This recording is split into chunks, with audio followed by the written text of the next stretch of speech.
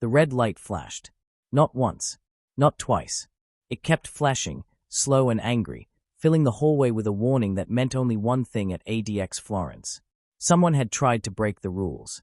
John Carter stood frozen inside his concrete cell, his heart beating so hard it hurt his chest.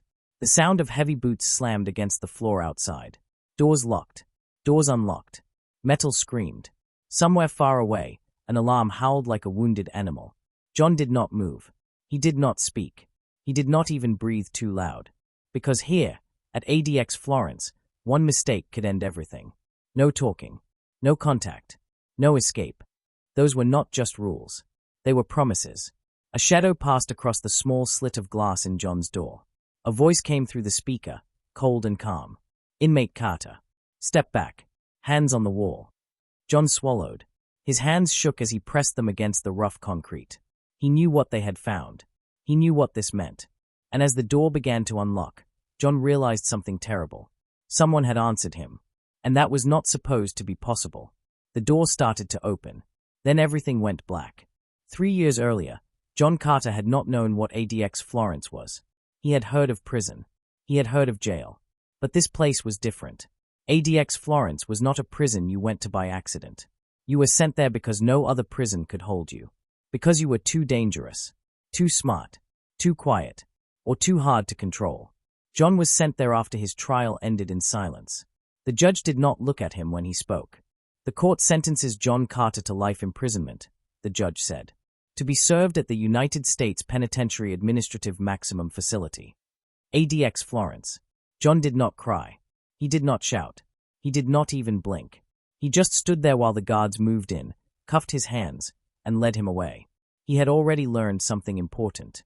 Talking never helped. The ride to ADX Florence took hours. John sat alone in the back of a transport van. A black hood covered his head. Chains wrapped around his wrists, waist, and ankles. Every bump in the road sent pain through his body. No one spoke to him.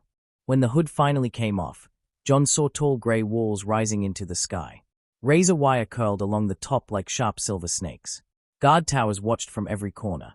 This was not a place meant for people. This was a place meant for control. Inside, everything smelled like cold metal and bleach. Guards gave orders through speakers.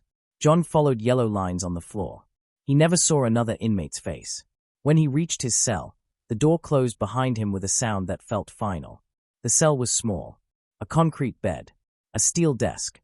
A sink and toilet made of metal. A narrow window near the ceiling that showed only sky. No bars. No mirrors. No comfort. This was where John would live. 23 hours a day, alone. 1 hour, he would be taken out, still alone, to a small concrete yard with walls so high he could not see anything but the clouds. No talking. No touching. No letters passed. No whispered plans. At first, John thought he could handle it. He had always been quiet. Days passed. Then weeks. Then months. Time did strange things at ADX Florence. Without voices, without faces, without sound, your mind began to play tricks. John counted cracks in the wall. He counted footsteps outside his door. He counted breaths. Sometimes, he heard things. A cough. A scrape. A soft tap that sounded almost like a knock. He told himself it was nothing. Because communication was impossible here. That was the point. One morning, as John sat on his bed staring at the wall, something happened that made his heart jump. A sound. 3 soft taps. Tap. Tap. Tap. John froze. The sound came again. Tap. Tap. Tap. It was not the guards. They never tapped. It was not machines. Machines did not pause between sounds. Someone was sending a signal. John pressed his back against the wall, his ear close to the concrete. His mouth felt dry. No, he whispered to himself. Not real. But then came the answer. 2 taps. Pause. 3 taps. John's breath caught in his throat. Someone was there. Someone was talking. His hands trembled. Every rule he had learned screamed at him to stop. To stay silent. To pretend nothing was happening. But the sound came again. Slow. Careful. Tap. Tap. Tap. John tapped back before he could stop himself. 1 tap. Silence filled the cell like water. John waited, his heart racing. Then, softly, the wall answered. The next weeks were torture. John and the unseen inmate spoke only through taps. Never words. Never names. Just patterns. 1 tap meant yes. 2 taps meant no. 3 taps meant listen. They never tapped too much. Never too fast. They knew the rules. They knew the danger. But the silence no longer felt empty. John learned that the other inmate had been there longer. Much longer. He learned that guards sometimes missed things. That walls, no matter how thick, could still carry sound. The tapping became John's lifeline. Then one day, the tapping stopped. Days passed. Nothing. John felt the silence crush him harder than before. He tapped once. Twice. No answer. That night, sleep would not come. Then, just before morning, the wall spoke again. 3 taps. Listen. John pressed his ear to the wall. More taps followed. Slower. Urgent. A warning. The other inmate had been moved. But before he left, he had done something worse. He had tried to pass a message farther down the line. Someone else had heard. Someone else had answered. That was when John heard boots in the hallway. That was when the red light flashed. And that was when John understood the truth. No talking was allowed. No contact was permitted. And no escape was forgiven. As the lock on John's door began to turn, he realized this was not just punishment. This was a test. And he had failed it. The door slammed open with a sound so loud it felt like it hit John Carter in the chest. Bright white light flooded the cell. John squeezed his eyes shut as Boots rushed in. Hands grabbed his arms. Strong. Rough. Cold gloves pressed him against the wall. Do not move, a voice said through a mask. John did not speak. He knew better now. Metal cuffs snapped around his wrists. Another set locked his ankles. A chain pulled tight around his waist. The guards moved like machines. Fast. Silent. Trained. A black hood was pulled over John's head. Darkness returned. They marched him into the hallway. John could feel the floor through his shoes. Cold concrete. Every step echoed. He tried to count them, but fear made his thoughts messy. He wanted to ask what was happening. He wanted to say he was sorry. But there was no talking. They stopped. A door opened. He was pushed inside. The hood came off. John blinked. The room was smaller than his cell. No window. No bed. Just a metal chair bolted to the floor and a table. A camera watched from the corner. A speaker crackled. Sit. John Saturday. The door shut.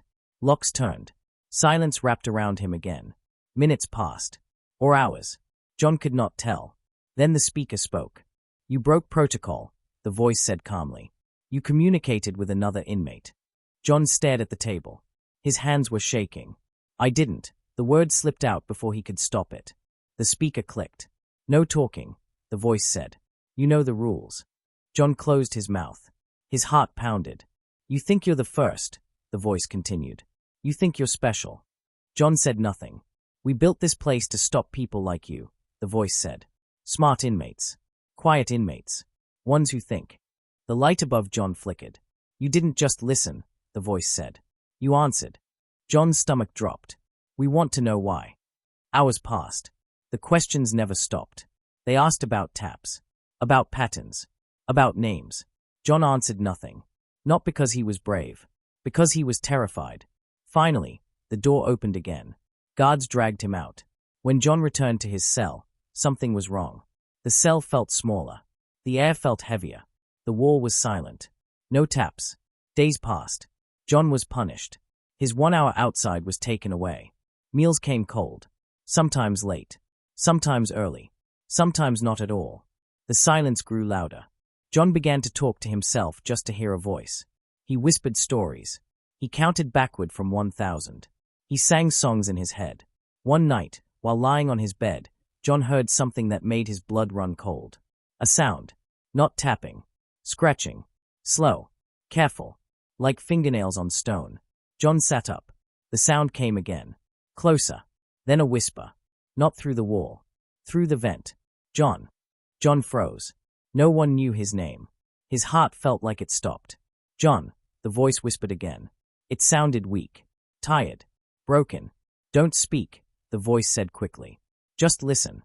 John pressed his ear toward the vent. His whole body shook. They moved me, the voice said. But they didn't move far enough. John knew that voice. The tapping inmate. They think silence is perfect, the voice whispered. But silence has cracks. John closed his eyes. They are watching you now, the voice said. Because of me. Because of us. The voice paused. breathing hard. "I made a mistake," it said. "I reached too far." John wanted to ask what that meant. He wanted to beg him to stop. But he stayed silent. "There's something you need to know," the voice said. "ADX Florence isn't just about keeping us in. It's about breaking us down until we stop trying." The scratching stopped. Footsteps echoed far away. "Listen carefully," the voice whispered. "If they find this vent." A loud bang echoed through the hallway. The voice gasped. "They are here," it whispered. "Remember this, John. No escape doesn't mean no way out." The vent went silent. Moments later, alarms blared. Red light flashed again. Guards ran past John's cell. He pressed himself against the wall, fear filling every part of him. He didn't know what the other inmate had done. He didn't know if he was alive. But John knew one thing now. The prison that was built to stop communication had failed. And because of that, something far worse was about to happen. The alarms did not stop. They screamed through the walls, through the floors, through John Carter's head. Red light flashed outside his cell, on and off, like a warning heartbeat. John sat on his bed, his knees pulled to his chest. He did not move. He did not speak. He did not even blink. Because now he knew something most inmates never learned. ADX Florence was not silent. It was listening. Boots ran past his door. Orders were shouted, then cut short. Doors slammed. Somewhere, metal crashed against metal. John pressed his hands over his ears, but the sound pushed through anyway. Then, suddenly, everything stopped. The alarms died. The lights returned to normal. Silence dropped like a heavy blanket. That silence was worse. Minutes passed. Or hours. John could not tell. His stomach hurt from hunger and fear. His mouth felt dry. A soft click came from the speaker above his door. "Inmate Carter," a voice said calmly. "Stand by." John stood. The door unlocked. Two guards appeared. Their faces were hidden behind helmets and masks. One held a shield. The other held a weapon John had never seen before. "Turn around," one guard said. John obeyed. Cuffs snapped on his wrists. A hood was pulled over his head again. They walked him out. This time, the walk felt longer. Colder. The air smelled different. Less clean. When the hood came off, John found himself in a room he had never seen before. It was larger, wider, and it had glass walls. On the other side of the glass, people watched. Men and women in dark suits. No uniforms. No name tags. They were not guards. They were worse. "Sit," a voice said through a speaker. John sat in the metal chair. The cuffs stayed on. One of the people behind the glass leaned forward. "John Carter," the man said. "You've been very quiet." John stared at the floor. "That's good," the man continued. "Quiet inmates last longer here." The man tapped something on a tablet. "Tell me," he said, "how long did the communication last?" John did not answer. The man smiled slightly. "That's okay," he said. "We already know." Another screen lit up. John saw images from inside the prison. Corridors. Cells. Vents. "They think this place is perfect," the man said. "But nothing made by humans ever is." John's heart pounded.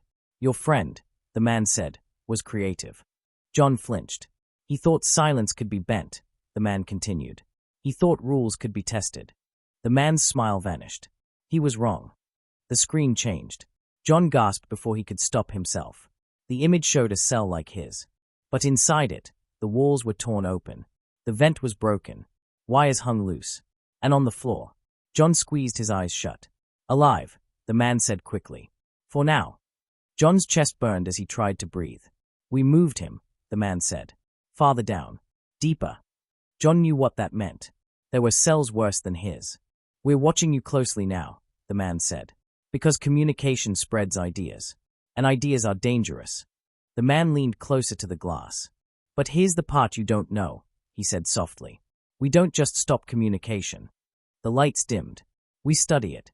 The screen changed again. This time, John saw a map of the prison. Lines appeared. Dots lit up. Paths connected cells John had never known were connected. "Small sounds," the man said. "Tiny signals. All tracked." John felt sick. "We let some things happen," the man said. "To see who listens. Who answers." John's blood ran cold. "So tell me," the man said. "When you tapped back, what were you hoping for?" John looked up. For the first time, he spoke. "I just didn't want to be alone." Silence filled the room. The man stared at him for a long moment. Then he nodded. That, he said, is exactly why this place works.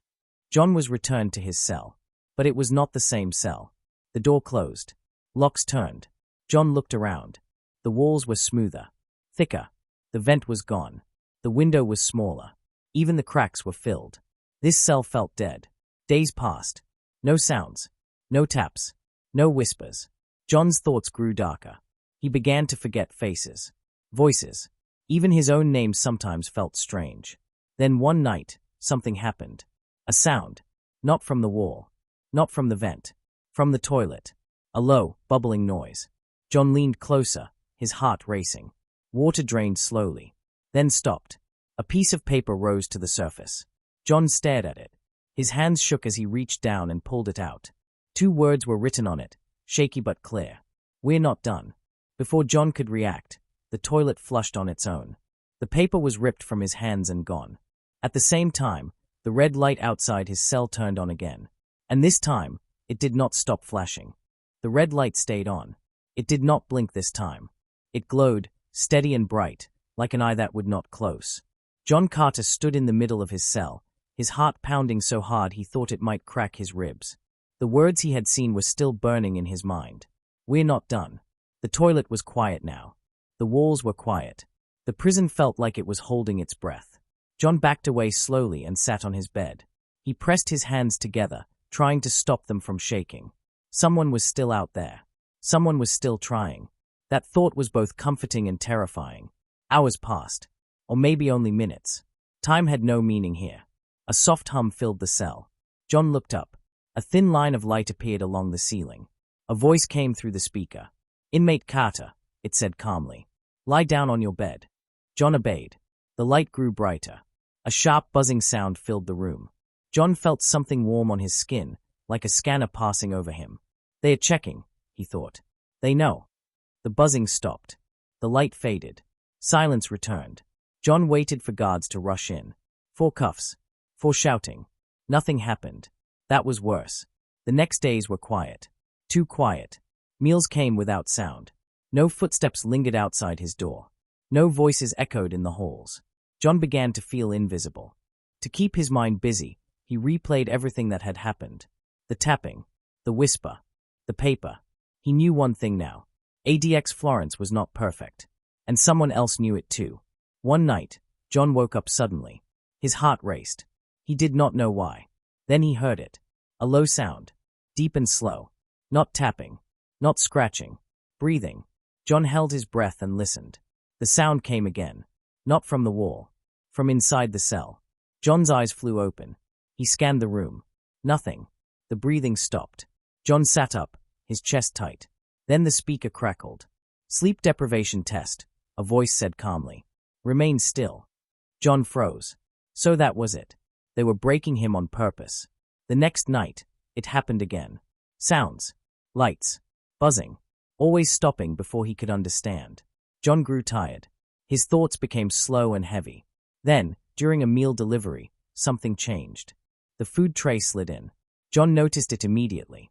There was a mark on the metal. A small scratch. 3 lines. John's heart jumped. 3 taps. Listen. He stared at the tray, barely breathing. When the slot closed, John lifted the tray and flipped it over. Underneath, scratched deep into the metal, were more lines. 2 lines. Pause. 3 lines. A message. Someone was moving messages through the guard's own system. John felt dizzy. That night, the toilet bubbled again. John rushed to it and knelt. This time, the paper stayed. One sentence was written on it. *** tomorrow. Be ready. ***. John pressed the paper to his chest. For the first time in a long time, he felt hope. And fear.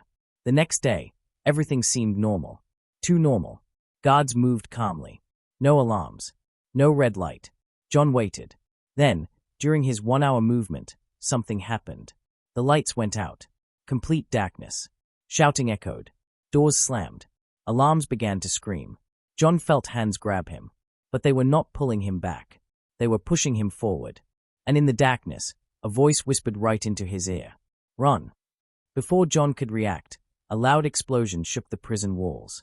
The explosion threw John Carter off his feet. He hit the floor hard. Pain shot through his shoulder. the air filled with dust and the sharp smell of smoke. Alarms screamed louder than ever, echoing through the prison like angry sirens. Lights flickered on and off. Red. Black. Red. John's ears rang. His heart felt like it was trying to break out of his chest. "Get up," someone hissed. Hands grabbed his arm and pulled him to his feet. John could barely see. The hallway was filled with smoke and flashing lights. Shadows ran past him. Doors slammed open and shut. "Move," the voice said again. John ran. He did not know where he was going. He did not know who was helping him. He only knew one thing. This was impossible. ADX Florence was not supposed to have chaos. It was built to stop chaos, to crush it. But chaos was everywhere. As John ran, he saw things he had never seen before. Doors open. Cells unlocked. Inmates standing in the hallway, confused and scared, blinking under the lights. Guards shouting orders that no one followed. Cameras swinging wildly as alarms drowned out control. John felt like he was inside a dream. Or a nightmare. They turned a corner sharply. John almost fell again. "Don't look back," the voice said. John did not. They reached a heavy metal door. The man helping him slammed his shoulder into a control panel. Sparks flew. The door groaned and began to open. John stared at the man. He was wearing a guard uniform. But something was wrong. The name tag was missing. "Why are you helping me?" John asked before he could stop himself. The man looked at him. "Because silence shouldn't be a weapon," he said. The door opened just enough for them to slip through. Inside was a narrow passage John had never seen before. Pipes ran along the walls. Wires hung from the ceiling. The air was warmer here. The alarms sounded distant now. The man kept moving. "Who are you?" John asked, struggling to keep up. The man did not answer. They stopped suddenly. The man pressed a finger to his lips. Footsteps echoed ahead. Guards. Real ones. They hid behind large pipes as flashlights swept across the passage. John held his breath. The guards passed. When it was quiet again, the man turned to John. "Listen carefully," he said. "This is not an escape." John frowned. "Then what is it?" "A message," the man replied. He pulled something from his pocket and placed it in John's hand. It was small. Cold. Metal. A key. "This opens one door," the man said. "Only one." John looked down at it. "What happens after?" he asked. The man's face hardened. "After," he said, "they will shut this place down harder than ever." A loud crash echoed nearby. "They are coming," the man said. "You have a choice. Go back to your cell and pretend nothing happened. Or keep going and see the truth." John thought of the taps. The whispers. The paper. He thought of the words. "We're not done." "I'm going," John said. The man nodded. They ran again. The passage ended at another door. This one was old. Thick. Covered in warning signs. John's hands shook as he used the key. The lock clicked. The door opened. Inside was a room full of screens. Hundreds of them. Each screen showed a cell. Each cell showed an inmate. John's stomach twisted. Every movement. Every breath. Every moment. All watched. "This is the heart," the man said. "This is how they listen." John stepped forward, staring at the screens. Then he saw it. One screen showed a familiar face. The tapping inmate. He was alive. But he was not alone. Guards surrounded his cell. Weapons raised. The inmate looked straight at the camera. And smiled. Then he opened his mouth. And spoke. Every alarm in ADX Florence exploded at once. And the screens went black. The alarms did not scream this time. They roared. The sound slammed into John Carter like a wall, shaking the floor beneath his feet. The room of screens went dark, one by one, until only black glass stared back at him. What did he do? John shouted. The man in the guard uniform grabbed John's arm. He broke the last rule, he said. Before John could ask what that meant, the door behind them burst open. Guards flooded the room. "Down!" someone yelled. The man pushed John aside just as bright white flashes filled the room. Loud cracks followed. Not bullets, but something worse. The kind meant to stop muscles and steal breath. John fell hard. His body locked up. Pain rushed through him like fire. He could not move. He could not scream. Boots surrounded him. Hands dragged him across the floor. The last thing John saw before the hood went over his head was the man in the guard uniform being slammed against the wall. "Traitor!" someone shouted. Darkness swallowed everything. When the hood came off, John was on his knees. His arms were strapped behind his back. His legs were locked in place. A bright light burned into his eyes. He was not in a cell. He was not in an interrogation room. He was somewhere deeper. A voice spoke from everywhere at once. You saw too much. John blinked, trying to focus. You heard too much, the voice continued. John swallowed. We gave you silence, the voice said. And you tried to fill it. John lifted his head slightly. I didn't want to disappear, he said quietly. There was a pause. Disappearing is the point, the voice replied. A screen lit up in front of him. It showed the tapping inmate. He was standing in his cell. Guards lined the walls, unmoving. The inmate smiled again. They told you not to talk, the inmate said calmly. And now you know why. John's chest tightened. Why are you doing this? He asked. The inmate looked straight into the camera. Because silence only works if everyone believes it, he said. And now you don't. The screen went dark. A sharp pain struck John's neck. His vision blurred. John woke up back in a cell. But this one was different again. No window. No toilet. No bed. Just a concrete floor and a light that never turned off. His head throbbed. His throat burned. He tried to speak. No sound came out. Panic flooded him. He pressed his hand to his neck. A small bandage.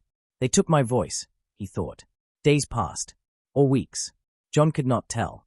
Food appeared through a slot. Water came through a tube. No sound. No darkness. No rest. John tried to scream. Nothing. Then one day, something changed. The light flickered. Once. Twice. Then the wall across from him lit up. Words appeared, glowing red. This is what no talking looks like. John stared at the words, tears filling his eyes. Then new words appeared underneath. You can still listen. The wall slid open. Just a little. And from the darkness beyond it, John heard a sound that made his blood run cold. A familiar tapping. 3 taps. Listen. John Carter stood frozen, staring at the small opening in the wall. 3 taps. Listen. His heart pounded so hard it felt like it might burst. He could not speak. Even if he wanted to scream, his voice was gone. Taken from him like it had never existed. The tapping came again. Slow. Careful. John stepped closer to the opening. Cold air brushed his face. Beyond the wall was darkness, deeper than any cell he had known. A hand appeared. Thin. Pale. Shaking. John recognized it instantly. The tapping inmate. John reached out and grabbed the hand. It was real. Warm. The wall opened wider. John was pulled inside. The wall slid shut behind him without a sound. They were standing in a narrow tunnel. The ceiling was low. Pipes ran along the sides. The air smelled old, like dust and rust. The other inmate held a finger to his lips. No talking. John nodded. They moved slowly through the tunnel. Lights flickered overhead, turning on and off like tired eyes. John's bare feet scraped against the concrete floor. After what felt like forever, they stopped. The other inmate pointed upward. A small grate. The inmate carefully pushed it open. Above them was a room John had never seen before. It was not a cell. It was a control room.